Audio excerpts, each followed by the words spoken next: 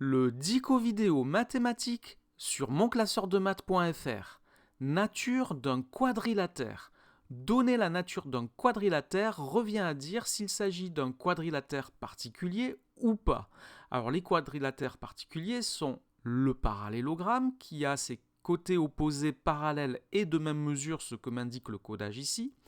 Le rectangle qui est un parallélogramme particulier et qui possède 4 angles droits.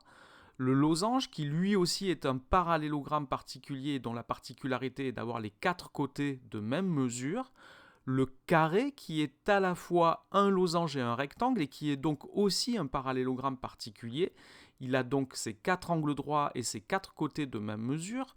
On peut ajouter à cette liste le trapèze, qui possède 2 côtés parallèles, on les appelle les bases du trapèze. Le trapèze peut éventuellement être rectangle, dans ce cas-là, il possède 2 angles droits.